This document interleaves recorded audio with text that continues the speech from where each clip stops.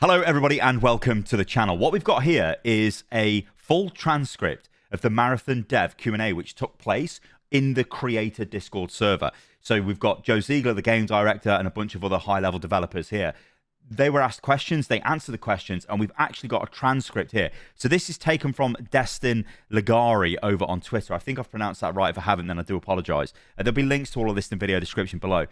But this is the Reddit transcript of this. So we're going to go over this because they touch on a lot of key concepts here and elements, and we need to break it all down because this will get us into the sort of mindset of the developers and what they're trying to do. Things like, what's the main hook with a game? Are we going to get proximity chat? What are you doing about loot? How are you going to keep people coming back and playing the game? Are we going to have solo play? All these questions, what do the developers say? Let's break this down. So let's just get stuck into this. So Marathon Q&A is happening now. I'll take notes here as they just said it's not embargoed. Live texting. First note, they are working on getting more codes out. We'll be having more test and play sessions before launch. Alpha was intended to be NDA playtest. Once it was lifted, we saw a massive influx. We're working to accommodate that. Okay, so this is like whatever. A load of invites apparently went out yesterday, although if you look at SteamDB, the player numbers didn't really increase on PC. These codes could have been on console, though, so we can't really track that, so we don't really know. So let's begin with proximity chat. Now, this is one of those things which is like a quintessential feature of generating organic like gameplay moments in an extraction shooter. You know, those moments of like, imagine you're both going for extraction and both teams have got like really super rare items. You might actually say over voice comms, guys, let's have a truce. Let's just extract together. You know, let's be calm about this. Let's get out. You can't do that in this game because there's just no way of talking to the enemy. Instead, they'll just shoot you, right? So you're always in combat whenever you see the enemy. And that's only one example, right? There's tons and tons of examples of, you know, you could backstab people, you could like, you know, all those like organic moments, like viral moments, which you see from other extraction shooters, you're not going to get in this game because there's no proximity chat. Anyway, this is what the devs say.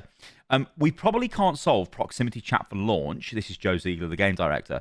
But we've always been looking at it. We're still trying to figure out how to do it and what form it will take in our game. Probably not for launch because there are things in the compliance and safety side. It's not for lack of not wanting it. It's more about how to implement it. And then they actually go on to talk about the icons and say a lot of the icons do look pretty samey.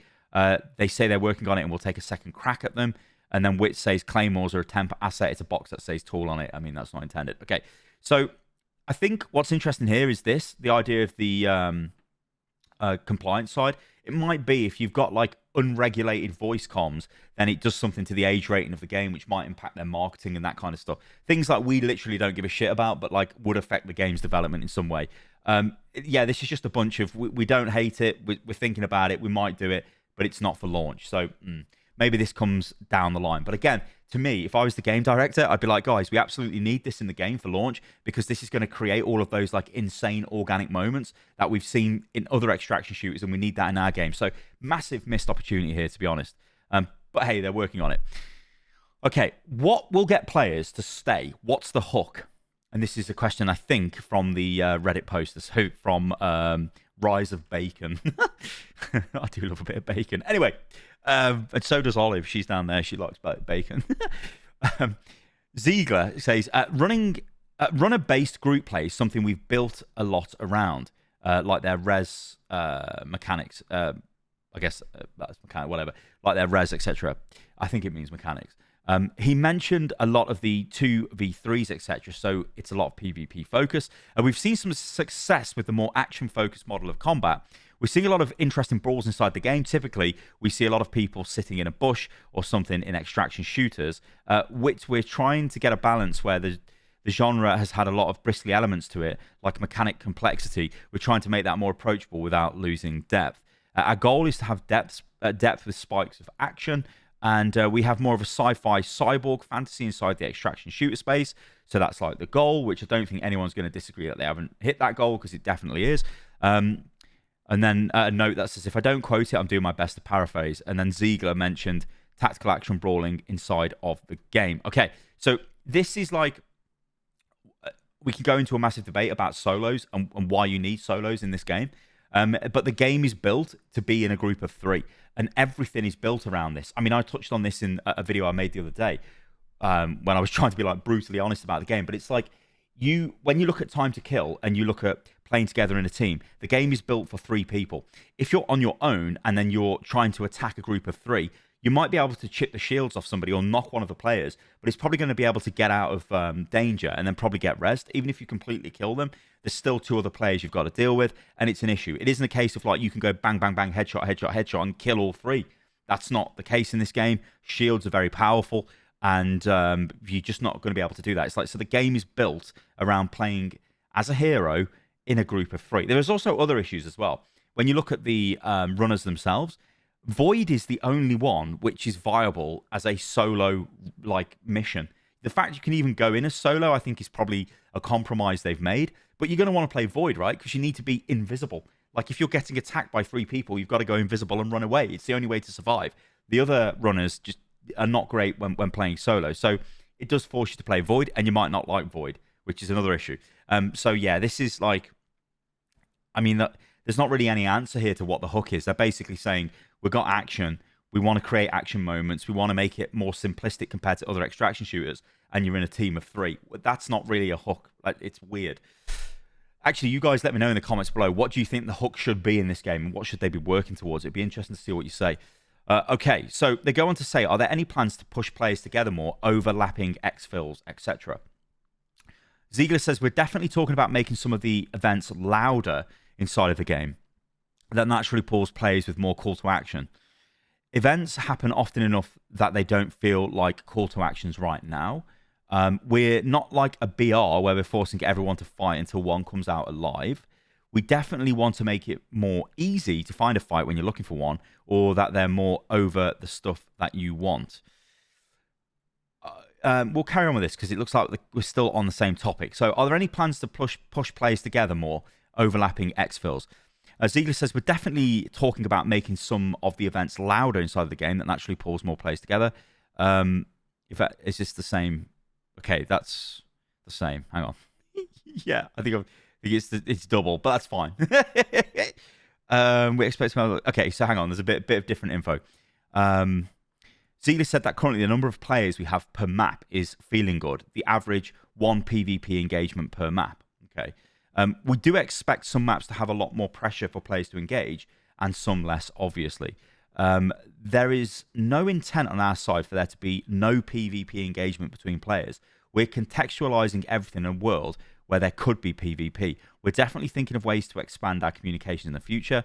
Our play MAs are a version of that. We want to keep the conversation open so we can hear what people are talking about. Our intent is to keep the transparency as much as possible. I think folks are wanting you know or asking about where certain aliens are and stuff like that. I'm not just saying anything else. We know that you're looking for stuff like that. Okay. That's obviously referencing the aliens in Marathon. I think they're called the 4, right? I think they're going to appear at some point. They've got to. But all of this stuff here, it's like, I think the main takeaway is they're going to try and make events and point of interests sound louder. So when something is happening, or you're calling down a drop ship, or you're calling down supplies, or you're doing an event in whatever area you're in, the whole area is like lit up, and you know there's players over there. So if you are looking for fights, you can move to that area. What I've tended to find so far in the alpha is when you spawn with your team, you'll be near a point of interest. There'll be no other teams by that point of interest. It's like everyone gets their own point of interest. You run in, do whatever mission, and then you start moving to other areas. That's when you find the combat. Obviously, you could move to an area that's already been looted, and then, you know, the teams are in front of you sort of thing. And you might have a game where you don't see anyone. You generally do see players most games. I'm not talking you have like a full-blown load of combat every game, but you do generally see them. But it doesn't feel like you're in a battle royale like Apex Legends, right? It's not that extent of combat, obviously. So I think it's a good thing that they're going to make the POIs louder and sort of more flashy when events are being triggered, because then if you are looking for the combat, you can go and do it. And of course, the most efficient way to play this game, think of it as like a loot game, is to just kill other players. If you can kill other players, you basically, they act as loot sort of suction devices, a loot hoover, vacuum cleaner, whatever, in that area. They suck up all of the loot. So if you go there and kill them, you get the loot, and generally they'll probably loot the better stuff. They might miss some stuff, but it's much more efficient than you running around looting, and then trying to get to an extraction. But of course, it means taking fights. But of course, if you can see where players are, or you've got more of an idea where players are on the map, and you can go over there, take a fight, then that's obviously going to be better. So this is like, okay, it's fine. Contracts. So these are kind of crap at the moment. So what they say about contracts are beta. They're adding more. Some early contracts keep you on perimeter too long.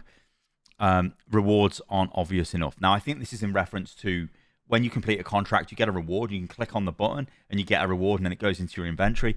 It's okay, but the contracts themselves are crap. I mean, contracts are like a whole issue here, and I don't know why the devs are not really talking about this, because when you've got to, so like, it seems like there's some fundamental problems with the design of the game. It's a team-based extraction shooter where you get given contracts, and the contracts are for you to complete different objectives on the map, or whatever map it might be.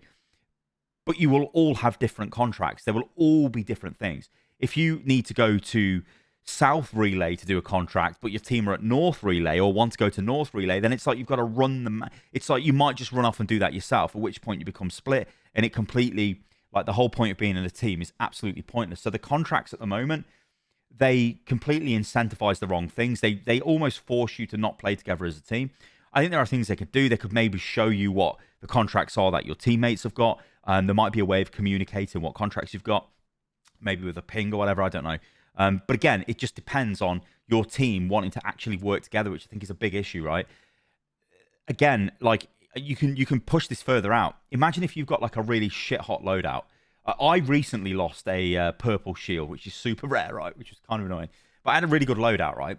But it depends on the people in your team actually having, let's say, a comparable loadout. So I'm going into the matchmaker hoping that I've got people on my team that are looking to, take more expensive stuff, let's say, so they've got more chance in combat. But actually, I might match with two players that are just like running with the sponsor kit, and all they want to do is try and get loot as fast as possible and get out of there. And yet, I'm like over geared for that event. So there's all this weird stuff going on with that kind of thing. And I don't think it really incentivizes the right thing. Again, this could come down to matchmaking. You could say there's a high value queue, there's a low value queue, so if I'm going to join the high value queue, I'm with people who are spending a certain amount on their build, on their loadout. So there's all these kind of things. But at the moment, it's just like completely random. This could just be an alpha thing as well, because populations are too small to kind of work on that stuff. But anyway. Sponsored kit. So, will they add more varieties? And Ziegler says, yes, pick your playstyle more. Right now, you get a gun and a randomized pistol. In the alpha, you can upgrade your kit to have more stuff inside it as part of the faction upgrades. And of course, you can. So this is also another issue, right? Sponsor kits are So the Cyber Acme sponsor kit, you get the Overrun assault rifle and a load of, like ammo. You get a patch kit and a shield kit, and I think you get a pistol as well, right? So you've got like you have things that you can do stuff with. I think this also kind of leads into ammo as well, in the way it's like, this I could go off on a mad tangent here, but I don't think the game really puts enough emphasis on things like ammo, because you don't really need to buy ammo before you go on a mission. Of course, if you take the sponsor kit, you'll have enough ammo anyway to take on some of the PvE enemies at the first point of interest you get to. But they will also drop ammo. They will drop a shed load of ammo. So you can just get ammo. Like, you've always got ammo. You shouldn't really run out of ammo in the game. I think there should be more emphasis placed on ammo as a resource, right? You shouldn't just be like bathed in tons of ammo so you can just blast everything, because then it doesn't feel like it's very... you're not making an investment when you fire a weapon, right? It's just like you're firing a weapon. There's that much ammo anyway. Who cares? And maybe that's to do with making this more approachable as an extraction shooter. I don't know. And maybe I feel like I'm sort of being pushed. Maybe I feel like this, actually, that because this is really my first extraction shooter, I'm having fun with the looting kind of element, but I'm sitting there thinking, well, what happens if it did this or it did that and did this? What about ammo management? What about really fast time to kill and everything's super deadly? And then I'm like, maybe I should just play Tarkov. And I don't think that's what the devs want. Anyway, but who cares what the devs want? We do what we like. Cosmetics, here we go. Obviously, we want to give players the ability to express themselves through skins and things of that sort, as well as identity elements like emblems and icons and things. Wit says, we're working on them right now. Combat Team is actually making a bunch of them right now. So we're always looking for things that feel really valuable to the player. We're actually learning a lot from you all and your reactions to certain arts that Joe Cross sends out and stuff. So this, again, this is playing it safe, right? And again, this don't really make any sense because in Destiny, you don't just have a full skin, do you? You've got like all of your armor attachments. It's all different. I don't know why this game isn't the same. I want different attachments, like different, like, you know, cosmetics for every slot. I don't just want a skin. I don't want to just look like every other player running around with whatever skin. I feel like they've just played this too safe. That's what that sounds like to me. And I don't know. I don't know whether that's making me hype for skins or whatever. I don't think it is. I think I wanted more individuality, to be honest. But who knows? So what about a training mode? Now, this would be great, but I kind of agree with what the devs are saying here. I think it would be good if they had a training mode which was, let's say, just let you use the basic weapons, right? I'm not asking for like usage of every single weapon and like all the different attachments and all that kind of thing, because I understand that would take out the sort of like the mystique of finding like a super rare item and it being like insane to use. And this is what they say. So training mode for testing things. We've talked about it. We've done some prototyping around it. I can't promise that'll be there for launch, but I can say we're still thinking about it. You know, we're going to keep an eye on it for now. We've got to figure out other less interesting details on it, which is less interesting, like network, etc. So, okay, maybe this is going to be added fairly soon after launch. But what I would say is you do need this. But like I said, I completely understand. Like, you're not going to just have every single weapon available, every single attachment, so you can just build whatever weapons and play with them, because that will take away that like rush of finding an item and finding an attachment in the game. But a basic training range for the basic weapons, I think, goes without saying. Even allowing you to sort of fight against like virtual versions of the UESC troops, for example, would be pretty cool. So, talking of attachments. This is going to be interesting. So, we are looking at ways for players to get mods off weapons in the game. And we have some designs that we're pushing forward right now that you may or may not get in beta or beta. We like being able to pull the mods and sort of like build them into different guns. What we don't want to do is make it too easy to do. Right now, the tax of applying one mod destroys another mod isn't the best. For the economy to work and for your decisions to matter a little more, we need to make sure that we're creating some sort of tax towards how you strip mods and apply them. The idea is to give more moments for you to be like, okay, I found a jackpot I've been chasing. I want to get out of this. We know that what we have right now is dissatisfying. Okay, so the way the mods work is if you attach a mod to your weapon, you cannot take it off. It is just on the weapon. The only way to change that is to put another mod on top of it of the same type. You know, so maybe you've got like a green mod, and then you think, oh, wow, I've got an epic or a purple mod. I'm going to stick that on. But the green mod is destroyed. Now, what is an issue is if you kill another player and they've got a weapon mod on a weapon, but you want it on a different weapon, you can't get that off. It is literally stuck to the weapon. Now, I think what they're sort of alluding to here is maybe allowing you to almost take an enemy player's weapon and maybe pull one mod off, and maybe there's some sort of cost applied to that. Because... well, if you think that the tax or the cost of that would be the fact you're lugging around another weapon in your inventory, which is taking up a bunch of space, because they generally are some of the biggest inventory space items in the game. So maybe that's one way of looking at it. But I do think this system is it's very bare bones at the moment, and I don't actually. I mean, another issue is I don't actually feel like the mods themselves are that exciting. Like, you're like, oh, this one gives me a bit more, you know, ADS. Less ADS, bad aim, or whatever, you know. It's like they're not really that interesting, and also they can be quite hard to identify. Quite hard to identify what weapon they go on as well, especially like in the heat of battle. But I guess a lot of that just comes down to game knowledge, right? And in these type of games, the more game knowledge you get, you become a much better player, because like you understand the map better, you understand loot better, you become faster at looting, you know, all of that stuff. So yeah, this is okay. I'm glad they're looking at this, because it is a system that really should be better, and I feel like it's kind of really basic at the moment. This is almost one of those things where I point to this and go, yeah, this is why you need a delay, because this type of stuff should be way better than it is already. But of course, they might have an internal build which is much further ahead than what we're actually playing, so who knows. Faction quests. Ziegler says, oh, there's quite a bit on this, so if this is all about faction quests, that's a hell of a lot, but anyway, we'll go through it. So We're always looking for ways to find a way to make it easy for people to understand that better. They also indicated they don't. Oh no, sorry, this is big focus. They also indicated they don't want to rely too much on markers. I think this is in relation to probably the UI and stuff like that.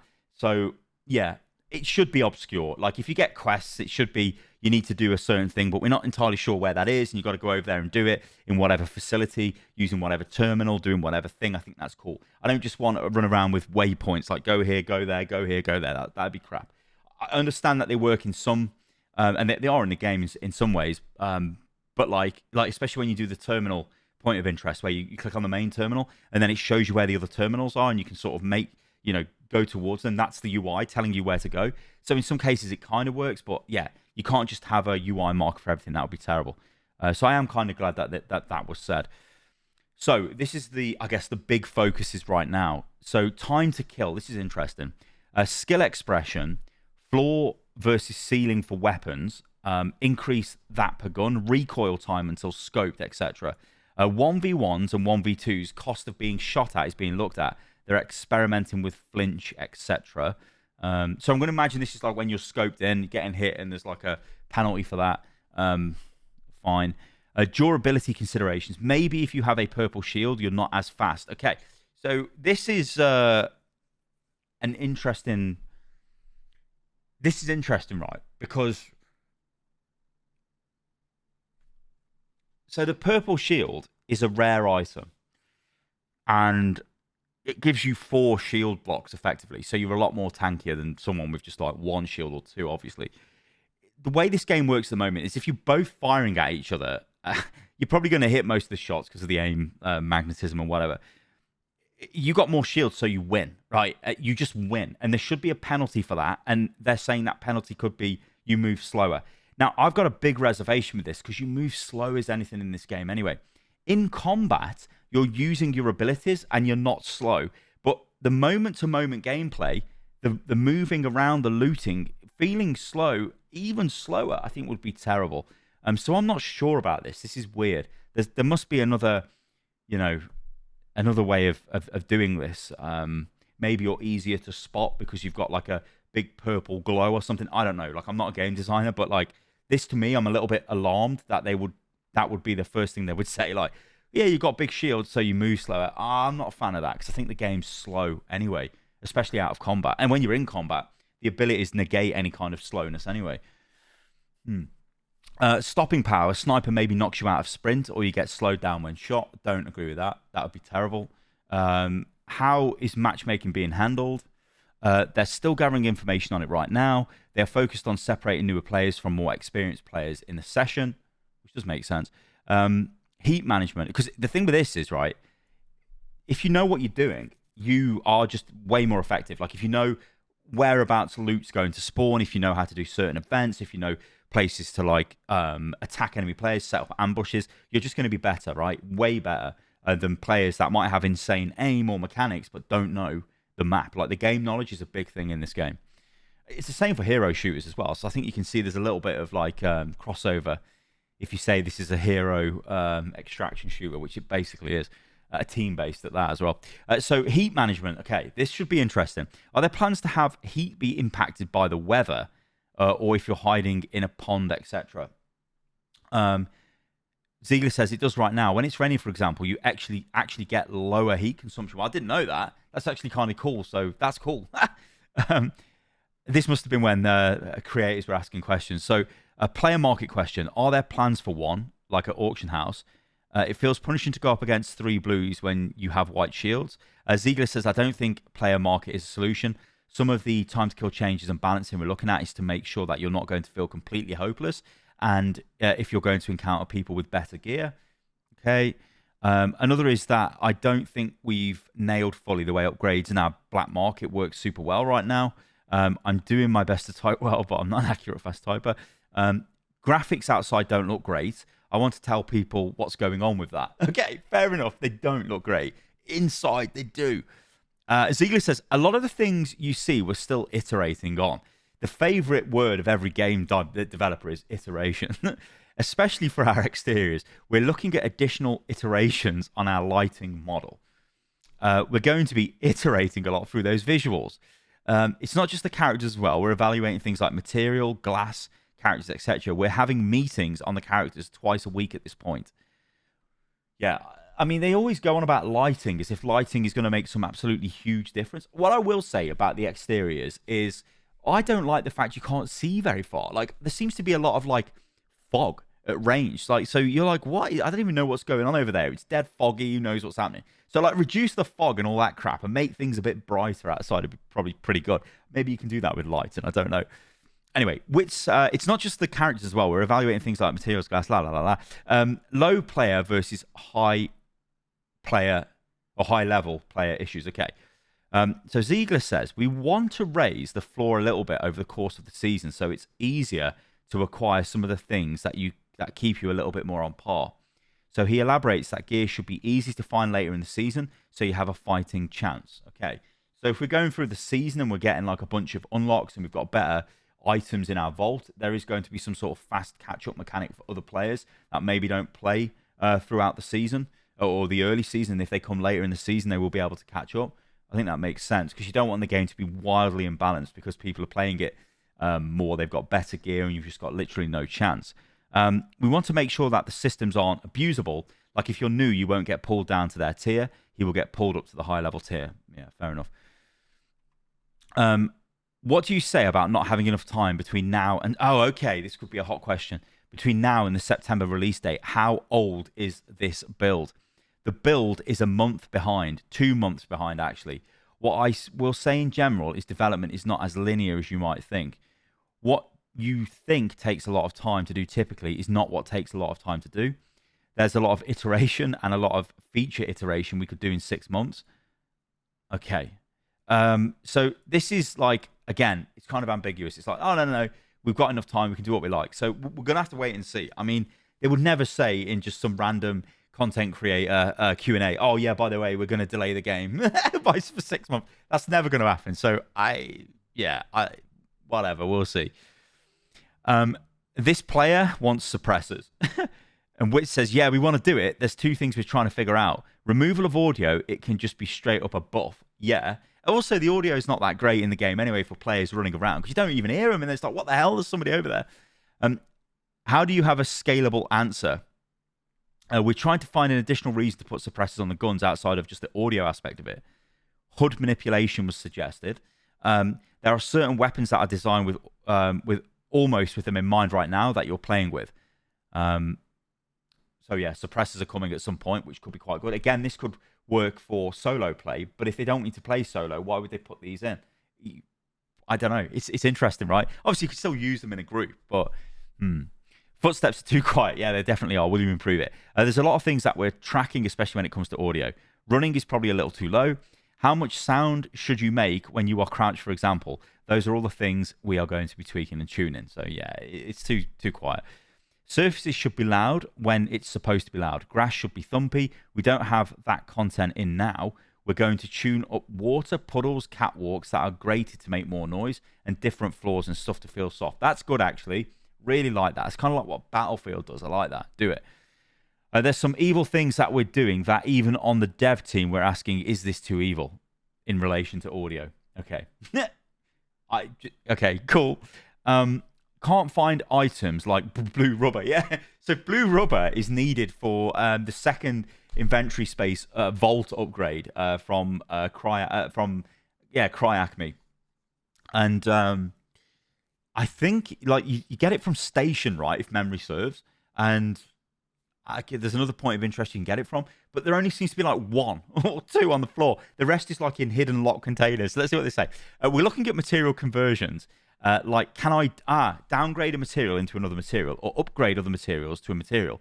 We're looking to add some of those things as iteration in the future. So yeah, this would be good. Because if you could like turn lower quality rubber, which you might be able to get from other points, into the better quality rubber, then that would be cool, right? That'd save all of the like mindless looting. But that seems to be the progression system they're going for in the game.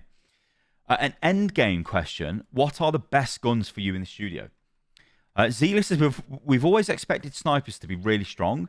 Twin tap is good now. Yeah, twin tap is really good. That's like it's like a, can I call it a battle rifle? It's really good. That is, I like that. Bully was mentioned in a previous build. I use this and it's still pretty good. We have a rated mode that's actually really fun to play in. It does a lot, and it's a huge gear dump. Okay. It's very different once you have the rest of the content in the game, I will say. Okay. Long shot and 2-tap is way overpowered, says this user. And Ziegler says, yeah, long shot is way too good. We want one weapon from each weapon family in the alpha. We knew this would be the reality, though. Witz says, twin tap bully, pocket long shot in the backpack. Don't sleep on the Magnum. The Magnum is really strong, actually. So, yeah. I guess confirmation that snipers are too strong. They expected it to be strong. The question will be, what are they going to do about it? I mean, the thing with the snipers, and especially the long shot, and even the twin tap to some extent, because if you've got a good scope on that, it's almost like a short range sniper. That can be cured with like map design. Obviously, using like the long shot in close quarters is going to be difficult. It's still quite good actually, but it's still going to be difficult to pull that off. So you can solve it in other ways instead of just like outright nerfing the weapons. But yeah, it's very strong right now, and a lot of the like overworld combat that isn't underground or in buildings, you'll just get drilled with a long shot. I mean, I got hit with a long shot and it just wiped out my purple shields. I was like, what? I think it was a long shot. It might have been the railgun. I don't know. But something hit me. It just completely wiped all my shields out. I was like, what is going on? I don't know what's happening. That kind of stuff is not the best. But so player faction quests. Will choosing a faction be more of a consideration? And Ziegler says, we're looking at things in the future that might involve that. We're also looking at specific factions having certain things that they might do to your gameplay that would be unique. Okay. We're thinking about stuff down the line where there may be some implications in year one, especially where maybe there's conflicts built around actions a little bit more. Okay, so maybe like joining a corporation or a faction does actually, maybe there's like a faction war at some point, and you can fight for whatever faction against another faction. That'd be kind of cool. Okay, here we go. Solo play. There's a lot of different feedback. There's two ways to look at solo play. One is that soloing is an experience inside of the current game we have, like playing the stealth game to avoid AI. Another is surviving solo after a team fight. Seems like generally they're working on this. Ziegler kind of jumped all over in his reply. It was hard for me to follow. Game director not having good communication might be a problem. It's not that we'll never do solos. I think we're just starting at a point with a gradient of solos to group. Okay. See, this to me, like I said in this video earlier, didn't I? This just seems like a major oversight. Like, you want the solo experience to be strong in an extraction shooter, but when you're building it around being in a team, it makes the solo experience not work. And he's saying here, it's not that we're not going to do solos. I just think we're at a starting point with a gradient of solos to group. So we're starting with group and we might get to solo at some point. I mean, I don't understand. Like, you could just have a solo queue. Like, surely that would be one way to solve it, where you could just say, if I go solo, I just want to play against other solo players. That way, if you do find a player, it's just a one-on-one situation instead of it being a 3v3. Of course, this would mean the entire lobby's full of Void, because Void is stealth. And if someone starts shooting you and you go stealth and run away, it's kind of hard for them to see you. So, I don't know. This is just odd. It's really odd. How is rarity determined? It's all about the mods on the gun, really. All purple mods make a purple gun. Looking at number of perks, there may be too many. The idea they're looking at is if you have a favorite perk, you can put it into any gun and any gun chip slot. So that's the latest. Okay. Black market question. He feels it's not good enough. There's a lot of things on the black market side that we're working out and we've already been talking about. So, okay, they're still looking at that. See, a lot of this is like the game's under development, so obviously everything is going to change. They don't really seem to have given much specifics, though, which is kind of a bit sad, but we'll see. Gold mods aren't even available, so we can't test them. He's worried going into ranked, he'll be up against them. Alpha is just the first test. We'll do additional internal and focus group tests. This is the stuff we're seeing in alpha that we're collating and we're going to talk about. Okay. Servers, I promise in the future there will be a server closer than just the US. Okay. Weapon functions and sound with gold mods. We want that. Gave examples about the BRRT with gold mod firing, all 3 bullets at once. or the Magnum with a sniper scope becoming a pocket sniper. There's just this oh hell yeah bar with gold mods that are pretty high for us right now. It's just about a little bit more time to cook versus trying to be too restrictive. Ziegler on game balance, as players get more used to it, we're probably going to be finding more ways to make the risk reward more impactful. Okay. I mean, they're not available for test at the moment, so third and fourth map that's been teased. You'll see a lot more about that soon. Definitely more before launch. You'll see that. You'll definitely be seeing more about what drives. Okay, so more maps are coming. I mean, this is probably going to be included with like the promotional material as they gear up for other tests as well. So yeah, like I said, I want the marathon map. I think that'd be sick. Hopefully it'll be sick. Because if it's like the interiors on the maps we've already got, it will be insane. Because the whole thing should be interior. But it would be sick to fight outside the ship as well. That'd be crazy. Story in his PvE modes. We want to pay off that old lore. We hold these old games very highly. I want to play, sorry, off that old lore. We hold these old games very highly. This is basically the next game in that series. Expect some of those things that appeared you appreciate or enjoyed, like the interrupted broadcasts. Those things are fun. We're laying some seeds there. Yeah. So sometimes you get like a cryptic voice takes you over at the start of the game and says something cryptic to you. What could it mean? I'm sure if you get enough of them, you can piece them together and then work out what the hell is going on, which is cool. I like that. The most interesting thing about the thing the team makes is the possibility of the players being around. If it was silent, that just doesn't work. You want to have that tension, the risk versus reward. Over the weekend, I was playing Hauler, and I literally heard the laptop go off on the second floor. We destroyed the team. It was amazing. Yeah. Normally, the laptop goes off, I think, to get the gas out of the rooms that are full of gas. Anyway, that is the kind of experience we want to build around, and it's experience we have around the level. On secrets, things aren't done, and we don't want to give them away. So yeah, there'll be some like crazy secret stuff, I'm sure. Listen to Vulcan, Oni, what they're saying at the start of a match. It's just, oh yeah, Oni's the AI. It's just the beginning, etc. The teams have been building this pretty awesome framework and narrative to build this stuff in. And Ziegler says there's an expectation that I think we have ourselves that we're trying to push into both the service of this game and also the base game and everything that comes along with that. Some of it is more than what you think it is. We're not focused on telling you a story like you typically do. We want to leave you wondering what lies between the gaps. In a lot of ways, you're the detective and Tau Ceti is the crime scene. And that's a wrap. All right. Okay. I'll let you guys digest that. Let me know what you think about this in the comments below. Like, I enjoy this kind of like behind the scenes stuff, especially when developers are talking candidly about the game. And I do think that it is good that we're getting this sort of level of communication from the devs. I think most of that, though, there aren't really a ton of information there, new stuff. I think we can see what their priorities are and what the priorities aren't. But yeah, let me know what you think about this in the comments below. I'll leave the video at that. If you did enjoy it, then follow the channel, and I'll catch you guys in the next one. See you soon.